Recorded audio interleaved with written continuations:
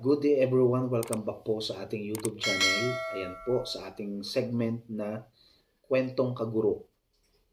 Ang aking pong ibabahagi pong kwento ngayon ay isa pong kwento ng ating isang kasamahang guro na ako po'y nalulungkot kasi naramdaman ko po ang kanyang bigat na pinagdadaanan po ngayon.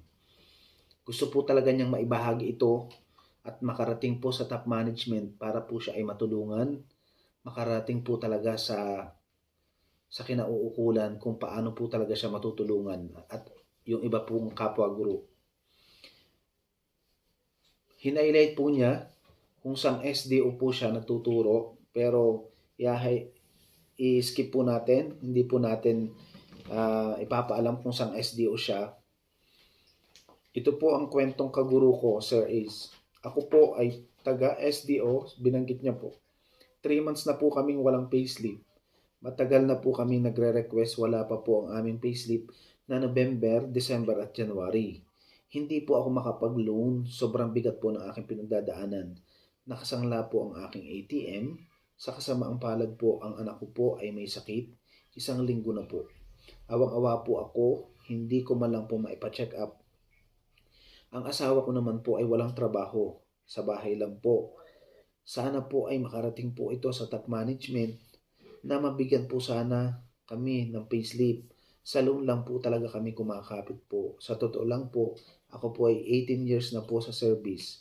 Nahihiya po ako sa nangyari. Ako po ay tumanggap ng labada last week sa aking mismong kapatid para lang po may maging allowance po sa pagpasok. Gusto ko na po sana mag-awol kaso po ako lang po ay natatakot at baka mas lalo po akong mawalan ng trabaho. Ayan, napakabigat po ng ako po ay naluluno. Ako po ay naaawa sa sitwasyon ni ma'am na kanyang pinagdadaanan po ngayon. Ano po, sana po ay maging aral po ito at makarating po ito sa ating top management.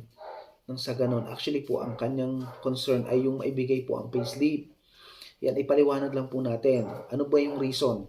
Bakit po talaga na-delay ang ating payslip? Ano po, kapag po ang school ay may AO, yung integrated po, may implementing units po ang school, madali po ma-process po ang payslip po. Ano po, kasi mayroon po, sila po ay implementing unit. Kapag naman po hindi ay use, sa SDO po talaga nito inaayos. Ano po, sana po ay panawagan na po sa lahat po ng SDO na talagang bilisan po natin ang pagre-release ng payslip, ang pag-aayos po, ano po, maitransact po ng mabilis para po sa ating mga kaguro. Talagang lalo nung higit po sa mga guro na talagang kapit patalim na lang po, wala na po talagang sagad na sagad po na marami po sa ating kaguro ay nakasangla pa ang ATM. Nakakaawa po. Sana po ay merong sumalo kung papaano naman po solusyonan at matulungan ang ganitong kwento ng ating mga guro. Sana po magamit po ang aking channel na to, yung video na isinare po sa inyo, nang sa ganun po ay mabigyan po magkaroon po ng aral kung paano po talaga mababago ang sistema, makatulong po sa sitwasyon po ng ating mga kaguruan sa Pilipinas. Ako po ay malungkot po ngayon kasi totoong kwento yung aking nabasa. Totoong kwento yung aking ibinahagi ngayong sa video to. Sana naman po ang mga nakaupo po sa ating SDO at sa mga top management na may maaring magawa, please po, sana po ay makatulong po tayo, lalong higit sa ating mga kaguro. Marami pong salamat.